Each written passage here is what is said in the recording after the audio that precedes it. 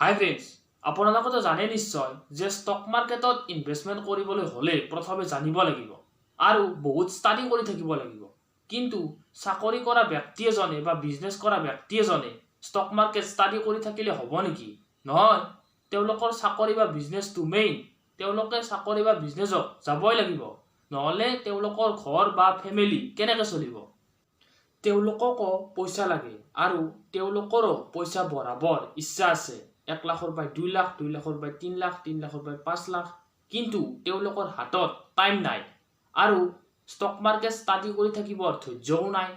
এতিয়া ষ্টক মাৰ্কেটত কেনেকৈ ইনভেষ্টমেণ্ট কৰিব? কিবা উপায় আছেনে? তো শুনক, উপায় আছে। সলিউশ্যন নম্বৰ 2, মিউচুৱেল ফাণ্ডত ইনভেষ্টমেণ্ট কৰক। সলিউশ্যন নম্বৰ 1, এজন টপ ফাইনেন্সিয়েল এডভাইজাৰ ৰাখিব। আৰু কিছুমান চাকৰি কৰা ব্যক্তি আছে, যেনে হয়তো তেওঁলোকে পাৰ্ট টাইম চাকৰি কৰে বা তেওঁলোকে সদায় চাকৰিত যাব নালাগে। এনে ব্যক্তিসকলে ডাইৰেক্ট ষ্টক মাৰ্কেটত ইনভেষ্টমেণ্ট কৰিব পাৰে, কাৰণ তেওঁলোকৰ হাতত এভেইলেবল টাইম আছে আৰু তেওঁলোকে ষ্টক মাৰ্কেটক ভালকৈ ষ্টাডি কৰিব পাৰিব। যিকোনো ইনভেষ্টমেণ্ট কৰাৰ আগত সকলো ইম্পৰ্টেণ্ট ডকুমেণ্ট পঢ়ি ল'ব আৰু আপোনাৰ ৰিস্ক প্ৰফাইল অনুযায়ীহে ইনভেষ্টমেণ্ট কৰিব।